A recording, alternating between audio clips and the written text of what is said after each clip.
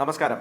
അങ്ങനെ തനി പക്ക കേരളത്തിലുള്ള കോൺഗ്രസ്സുകാരനാക്കുവാൻ, ശശി തരൂരിനെ അത്തരത്തിൽ ഒരു കോൺഗ്രസ് ജി ആക്കുവാൻ കേരളത്തിലെ കോൺഗ്രസ് നേതാക്കൾ എത്ര വിചാരിച്ചാലും നടക്കില്ലെന്ന് ഏതാണ്ട് ഉറപ്പായി കഴിഞ്ഞു.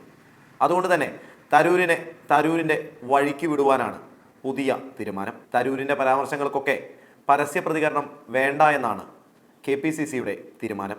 KPCCയുടെ മാത്രമല്ല, AICCയുടെയും ഹൈക്കമാൻഡിൻ്റെയും ഒക്കെ തീരുമാനം എന്നറിയുന്നു. ഇത് തരൂർ തുടങ്ങിയിട്ട് കുറേ കാലമായി.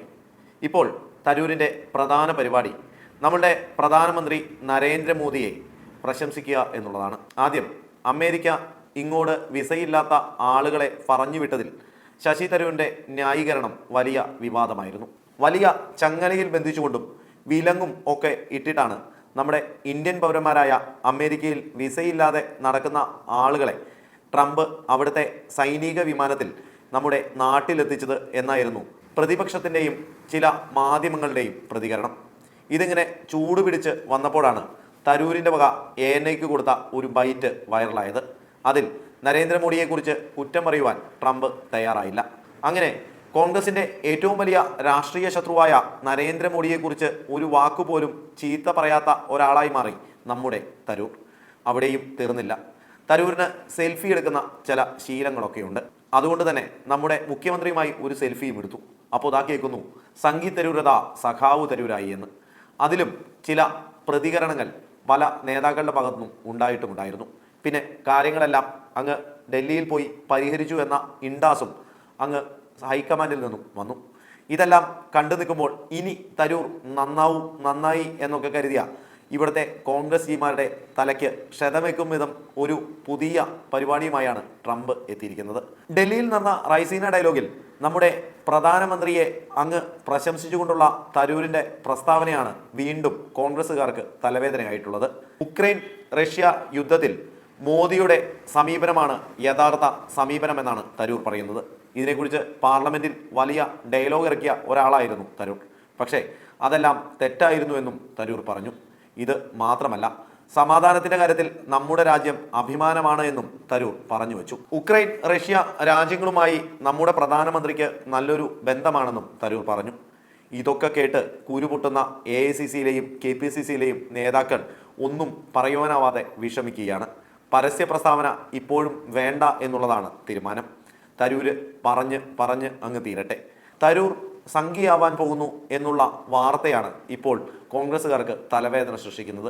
ഇങ്ങനെ വലിയൊരു നേതാവ്, അതും വിശ്വപൗരനായ ഒരു നേതാവ്, ഇങ്ങനെയൊക്കെ ഒരവസരത്തിൽ മോദിയെ 4 കുറ്റം പറയാതെ പ്രശംസിച്ചുകൊണ്ടിരുന്നാൽ എങ്ങനെ ശരിയാവും? ഇവിടുത്തെ രാഷ്ട്രീയ രീതി ഈ തരൂരിന് അറിയില്ലത്രേ. അദ്ദേഹം വിശ്വപൗരനാണ്. വിശ്വപൗരന് ഇന്ത്യയിലെ ഈ പൊളിറ്റിക്സിനെ കുറിച്ച് വലിയ ധാരണയില്ല എന്നാണ് കോൺഗ്രസ്സുകാരുടെ വിചാരം. കാരണം നരേന്ദ്രമോദി എന്ത് ചെയ്താലും അങ്ങ് വിമർശിക്കണം, നല്ലത് ചെയ്താലും ചീത്ത ചെയ്താലും ഒക്കെ വിമർശിച്ചുകൊണ്ടേയിരിക്കണം. അങ്ങ് ലോക്സഭയിൽ നമ്മുടെ രാഹുൽ ഗാന്ധി കാണിക്കുന്ന പോലത്തുള്ള പെർഫോമൻസ് നമ്മുടെ നാട്ടിൽ എവിടെ ഇറങ്ങിയാലും തരൂർ ചെയ്തിരിക്കണം. ഇങ്ങനെയൊന്നും ചെയ്തില്ലെങ്കിൽ തരൂരാരാവും? തരൂരിനെ എല്ലാവരും കൂടി സംഘിയാക്കും. തരൂരിന് സംഘിയാവുവാൻ താല്പര്യമില്ലെങ്കിലും കോൺഗ്രസ്സുകാരും കമ്മ്യൂണിസ്റ്റുകാരും ഒക്കെ കൂടി അദ്ദേഹത്തെ സംഘിയാക്കും. ഇങ്ങനെയുള്ള കാര്യങ്ങളെല്ലാം നമ്മുടെ ഇന്ത്യയിലെ രാഷ്ട്രീയ രീതികളുടെ പ്രശ്നമാണ് എന്ന് പല നിരീക്ഷകരും കണ്ടെത്തുന്നുമുണ്ട്. അതിൻ്റെ കാരണം പോസിറ്റീവായ രാഷ്ട്രീയം എന്നുള്ളത് ഇന്ത്യയിലില്ല എന്നുള്ളതാണ്. എന്തിനേയും വിമർശിക്കുക എന്നുള്ള പരമ്പരാഗത രാഷ്ട്രീയ രീതി മുൻനിർത്തി പോകുന്ന രാഷ്ട്രീയക്കാർ മാത്രമാണ് നമ്മുടെ നാട്ടിലുള്ളത്. നല്ലത് ഒരാൾ ചെയ്താൽ അത് നല്ലതാണ് എന്ന് പറയുവാനും ആ നന്മയ്ക്ക് വേണ്ടി ആശംസകൾ നേർന്നുകൊണ്ടും ഒരു കുഴപ്പവുമില്ല. അത് രാഷ്ട്രത്തിന് ഉതകുന്നതാണെങ്കിൽ, രാഷ്ട്ര നന്മയ്ക്കാണെങ്കിൽ, രാഷ്ട്രത്തിൽ ജീവിക്കുന്ന പൗരന്മാർക്ക് അത് ഗുണമുള്ളതാണെങ്കിൽ, ഇവിടുത്തെ ഭൂരിപക്ഷം ആളുകൾക്കും അംഗീകരിക്കാവുന്ന രീതിയിലുള്ള കാര്യമാണെങ്കിൽ പോലും അതിനെ പോസിറ്റീവായി കാണുന്ന പ്രതിപക്ഷ നേതാക്കൾ ഈ നാട്ടിൽ വരണമെന്ന് ചിന്തിക്കുന്നവരുമുണ്ട്. അങ്ങനെ ചിന്തിക്കുവാനുള്ള മനസ്സ് കോൺഗ്രസിനോ കോൺഗ്രസിലെ നേതാക്കൾക്കോ ഇല്ല. ഇനി തരൂരിന് മുഖ്യമന്ത്രിയാവുവാൻ ഒരു മോഹമുണ്ടായിരുന്നു. ആ കൊതി ഇവിടുത്തെ മറ്റ് മുഖ്യമന്ത്രി കൊതിയുള്ളവർ കൂടി അങ്ങ് മാറ്റി നിർത്തിയതുകൊണ്ട് തരൂർ പെട്ടെന്ന് സംഘിയായതാണ് എന്നുകൂടി ഇവർ പറഞ്ഞു കളയും.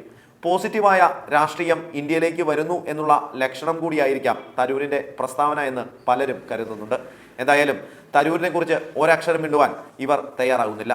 ഇവർ പറയുന്ന രാഷ്ട്രീയം പോലെയാണ് തരൂർ പെരുമാറുന്നതെങ്കിൽ നാളെ തരൂർ തിരുവനന്തപുരത്തെ MP സ്ഥാനം രാജിവെക്കും.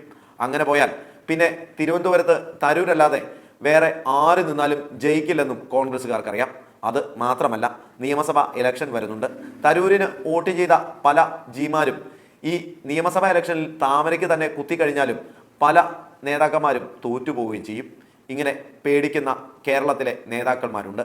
അത് മാത്രമല്ല, AICCയിൽ പണ്ട് കാണിച്ച പല വങ്കതരങ്ങളും തരൂരിനറിയാം.